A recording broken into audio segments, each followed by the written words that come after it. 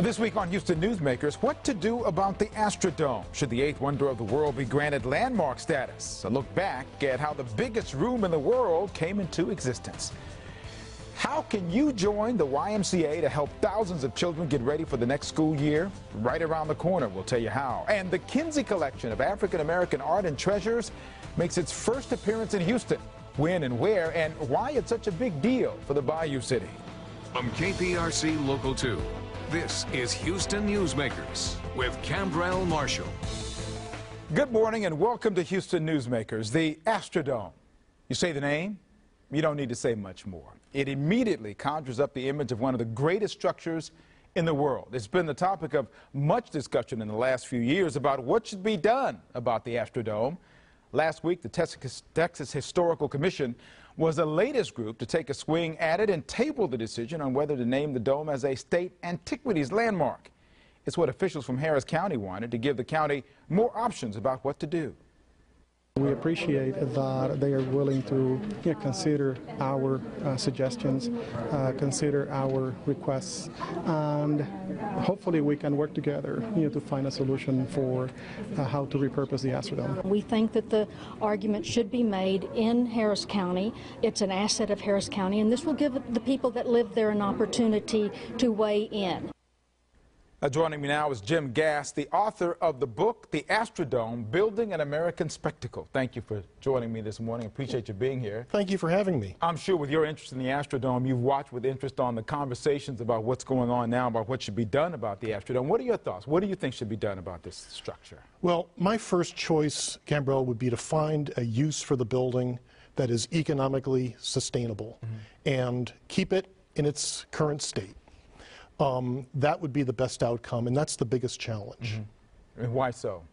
Well, there's two challenges. First, it's kind of hard to adapt a building that big. It can certainly be done. It has been done, but it's a challenge.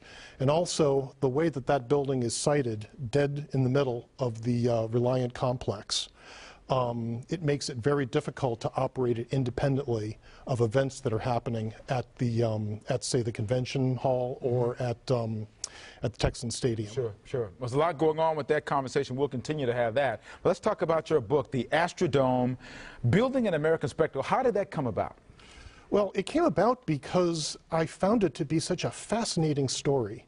The creation of this building is just a plain interesting story. And it's interesting because it was really an act of audacity to make this building. There was no building in the world big enough to hold a baseball game and have 1,000 and thousands of spectators to come watch it. And the men who built it decided to build it without really knowing how they were going to do it. But they decided, we're going to do it, and once they decided they were going to do it, they never looked back. And they tended not to really shy away from big challenges, did they? I mean, these men who came together and decided to make this happen. So it was going to be big to begin with, but Houston has kind of had that history. Houston has had that history of building big structures in a hurry. In my research, I came across the convention hall in 1928, built for the Democratic Convention, which was held in Houston that year. That building was built in something like 60 working days, 60 calendar days, I'm sorry, 60 working days. And it occupied a full city block on the site of the Hobby Center today, downtown, built entirely out of pine from East Texas, and it just went up like that. And it happens to be that's the building where Judge Hoffhines first met LBJ when they both attended that convention. Well, now they were able to put this building together, and it was one thing to have it on paper. What were the biggest challenges once they started to put this building up? Well, the biggest challenge, believe it or not, was coming up with a way to manage the environment inside the building. And by that, I mean air conditioning such a big space. That's a real challenge because of the height. As I'm sure you know, heat rises, cold air falls. So you have to find a way to distribute cold air along a space that high and to throw it that far deep into a big room. Right. The biggest challenge, though, was controlling cigarette smoke. Back then, when the building was designed, before the Surgeon General's report in 1964, everybody smoked. And when you went to a ball game, inside, outside, wherever, you lit up. Right. And managing that much cigarette smoke was a real challenge. And I noticed when I read about this that it was also challenging managing the design of the the reflection of the sun coming in, because they wanted to have a natural grass in there. That didn't work too well. No, and that was the other big challenge, was finding a way to make 2 acres of grass grow indoors. Mm-hmm. And it's a balancing act, because you need sunlight to grow grass, of course, but sunlight adds to heat inside the building. And and too much glass on the roof would have made unacceptable echoes. Right. So they had to limit the amount of glass, just enough glass to make the grass grow. And they had to control lighting, and that turned into a problem because the skylight material that they chose expanded the area of the sun, a diffuser. And as you looked up at the ceiling trying to catch a fly ball, early outfielders were literally blinded. So they had to change that around. They had to change that by painting the roof. Who do you think is the one that's going to be most interested in getting your book? Who would you say, who's the person who's going to, if they're going to get the Astrodome, the building of an American spectacle, who's the person who's going to be most interested? Well, first and foremost, anyone who's interested in Houston history, because I talk a lot about history, the history of Houston here, not just about the building. The building came to be because of the way Houston was, building big structures in a hurry, and Houston trying to make its mark, trying to bring a Major League Baseball team to town, mm-hmm. which was a big, big deal in the 1950s. So that would be the first group of people. Then architects and engineers will be interested in, you know, some of the technical details and challenges that I told you about. Right. And I think that also people who are interested in politics and the politics of making big projects will be interested too. Well, I'm excited about it. Thank you for coming in to talk about it, and we're going to make sure that everybody knows where they can get it. I'm sure you can get it in the bookstores now, can they not? It's at Brazos Bookstore, and it's available on Amazon.com. There you go. Jim Gass, thank you so much. Congratulations on what you've written so far. Beautiful book. Be jealous, be jealous. Thank you. I appreciate you coming in. Thank you. All right, well, coming up, the start of the school year, right around the corner. That means thousands of children don't have what they need. How you can personally make a difference in helping them get those much-needed school supplies to get their school year off to a good start. That's next when Houston Newsmakers continues. Well, it's August, and that means the start of school is right around the corner. Sorry, kids, I know you don't want to hear that. So much to do in so little time, and for thousands of kids, that means starting the school year without the necessary supplies. The YMCA of Greater Houston, once again, doing what it can to help alleviate that problem. Joining me today to talk about it, YMCA's Operation Backpack, Jamie Clark, chaplain of the YMCA of Greater Houston, and Lacey Dalcour-Salas with HEB, a partner in this great program. Thank you guys for coming in here. We appreciate that. This is a big topic, but before we get to the backpack topic, I want to talk about swimming for just a second, and that's because YMCA is a big, big part of teaching swimming. We've had so many young people drown this summer. It's just a tragedy, and it doesn't have to happen. The YMCA has programs available, does it not? Yes, we do, Kimbrough. We have YMCA's WaterWise, which is a water safety program that really helps teach swim lessons, teach children how to swim. And so we'll take various teams out to apartment complexes and teach children the water safety aspects of drowning prevention. Full disclosure, I am on the board of the YMCA of Greater Houston, so I know about these programs and I see it in action.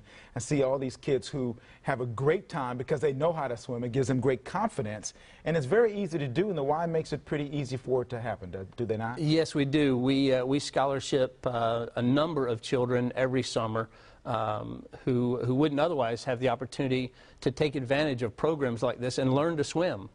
And so we do offer scholarships to children all across the city. Okay. That's good to know. Now, summer's almost over. Sorry about that. That means it's time to get these kids ready. And Operation Backpack, a great program, and it's a partnership between the YMCA and HEB. Let's talk about how that has come about and what's your goal this summer. Yeah, it's a great partnership. You know, as you know, Canberra, HEB is a phenomenal community partner. They do so much in the community, particularly with the YMCA, and we value and appreciate their partnership on Operation Backpack each and every year. And so this is our 10th year for Operation Backpack, and our goal this year is to reach 75,000 children with school supplies and backpacks. And Lacey, how is it going to work? What is HEB's role in this whole partnership? Well, for the 4th year in a row, Cambrell, we're very excited about this partnership with the YMCA, and we basically make it extremely easy for all of our customers to donate to the program. So you can walk into any one of the 50 participating HEBs. We'll let you take off a tear pad at the check stand. You can just choose $1, $3, or $5. We'll add it to your total purchase. Or we've pre-packaged bags of supplies already at a display in your store, and you can grab it and ring it up at the point of sale and check out, and it goes directly to the YMCA in that area of that store. That makes it very easy. Now, a bag like this, for example, is this a bag, for example, that would be already filled and so forth, so somebody could get? Is that the kind of example you're talking about? Yes, and really we do either backpacks, or we actually have bags that are just of supplies, so you can throw that in there and then pick out whatever backpack you actually want to purchase. And then certainly if our customers have already bought supplies from another retailer, that's fine too. We accept those. We are a drop-off location. Just look for the Operation Backpack bin at our store. Yeah, I must say that pink is not really my color if I was a kid picking it, but it doesn't really matter. We want to make sure these kids need it. Now, there's a certain number of supplies that these kids need as well, right? So the backpacks, not just the backpack, but the stuff that's in the backpack. That's right. Ideally, we would like a complete backpack. We have a list of generic school supplies items that every child would perhaps need as they start back to school, and that list can be found on the website at YMCAOperationBackpack.org. But we would ideally love every child who is in need to receive a backpack full of school supplies as they walk in the door the first day of school. It's been around for a long time. We hear it all the time. We know Operation Backpack when it happens. You know what the overall goal is this year in terms of how many backpacks you want to collect all together? Overall this year we want to collect 75,000 backpacks and be able to serve 75,000 children with backpacks and school supplies. Now, how does that relate to previous goals? Is that about what it has been? Well, last year we served just over 73,000 children. And in the 10 years to date, or 9 years to date, at the end of last year, we served a little over 328,000 children total with school supplies and backpacks. Big number. Now, the YMCA is the largest child care provider in all of Houston, so that kind of makes sense that they'll be involved in backpacks. The HEB, though, you're a grocery store. Why involvement with something like this? We're huge supporters of public education here in the state of Texas, and we understand that every child should have access to a great education, but certainly there are certain children that don't have the tools that they need to succeed in the classroom, and we want to be a part of that. And like I said, our customers, we really count on them to come in our stores and be a part of the program. Last year, HEB shoppers helped donate over $300,000 worth of supplies to this program, and we'd like to see that go much farther this year to help them reach their 75,000 goal. Well, I'm a fan of you and HEB and Scott and the whole program you guys do, and we're big partners with us as well. Thank you for all that you do. Congratulations on the continued success. I'm looking forward to this goal of 75,000 to be blown away. That's because I'm eternally optimistic and I don't really have a dog in the hunt, but we're hopeful that this will happen. Thank you so much for coming in. Thank you. I want to provide all the information for you to come forward here. The YMCA Operation Backpack.org, or you can take your new stuffed backpack to any YMCA or participating HEB store. The goal again is 75,000 backpacks, and I'm told that that's going to make an impact in more than 900 schools when you spread it out all among the students themselves. You have between now and next Sunday, August 10th, to get it done. So a little bit, right. One more week left to get it done. We can do it. 1 week left, we can do it. We can all optimists here. That's right. Thank you so much, Jamie and Lacey. Thank you for coming in this morning. Thank you. Coming up, we have got a great story to tell you about. The Houston Museum of African American Culture hosting an amazing exhibit. The African American Treasures from the Kinsey collection are on display starting this weekend through October 26th. A conversation with Bernard and Shirley Kinsey. That's next when Houston Newsmakers continues. APRC Local 2. This is Houston Newsmakers with Cambrell Marshall. Now, for the first time ever in Houston, the African American Treasures from the Kinsey collection is being shown at the Houston Museum of African American Culture. The exhibit includes artifacts and artworks that showcase the contributions of African Americans in the growth of America. Here this morning to talk about this fabulous exhibit and what it all means for all Americans, Bernard Kinsey, Shirley Kinsey, and Carrie Yates. Bernard and Shirley, of course, namesakes for the collection. Carrie Yates, Senior Vice President of Wells Fargo, the sponsors of this exhibit. Without the money, people, we can't get it done. That's so right. Thank you for coming in. We appreciate it. Tell me about, how did this happen? I've had a chance to go online and look at this fabulous collection. How did it start? Was it just you on vacation, you say that's a neat little piece, or how did it come about? Well, this is, first of all, thanks for having us. This is our 18th city. We've been, I think we're up to a little over 4 million people, so we are so happy that you would have us come on so that we can invite everybody to come out to the Houston Museum of African American Culture. But this started with a simple question from our son that we couldn't answer about our own lineage. Being African American, it's hard to get past slavery in terms of knowing where your ancestors came from. So we knew immediately that was a problem, and it really began this quest to learn more, and once we started learning more, we began to start acquiring pieces that led to the Kinsey collection. Now, were you the collector, or were you Shirley the collector, or was it a combination of both? Well, a combination of both. And I kind of like to start with, really, we did collect as we were traveling before we had Khalil. And we were always interested in indigenous cultures. And at some point we realized we did not know enough about our own culture. And so that's been some of the input and some of the impetus that got us going with this. But I'm more into the living artist, as our son says, and Bernard likes the dead artist. He's a historian, just pure love of history. And so that's where art and history intersect. Well, I noticed that when you go online, you can see a lot of the exhibits, or at least see them. It's nothing like going and actually seeing them when they happen. Are there any pieces that really grabbed you to begin with? I know that the Come On and Join piece that shows that's 1863 recruiting posters. You know, we had 180,000 African-American men fighting for the Union Army, and it was the difference in the North winning the war. So, I mean, when you think about it, but we also had 5,000 African-Americans fighting with George Washington back in the Revolutionary War. We've been a part of everything that's happened in this country from the beginning. The most interesting document is a new document, and everybody should come out. The oldest known document of the African-American existence in America is a 1595 document of an African-American girl named Estebina from St. Augustine, 12 years before Jamestown. In other words, we were here before Jamestown. Was it a document for a baptismal? Oh, okay. Which meant that she had to have parents, which meant that they were here before. So we've been in what we know as America since 1565. So this is not just an art exhibit. This is a history in the making. Really teaches a lot. Kerry, Wells Fargo involvement in something like this. What is it about this exhibit that made you as a company say, you know, we want to really be behind this? You know, you can't speak about the Kinsey collection without including Wells Fargo's vision and values. I mean, that's where it starts. When we looked at the sponsorship, Cambrell, we didn't look at it as just a sponsorship where you write the check and you say, here, go forth and make us look good. We wanted a partnership. We wanted a collaboration with the Kinseys, something that fit hand in glove with our vision and values. What are those vision and values? It's about cultural diversity.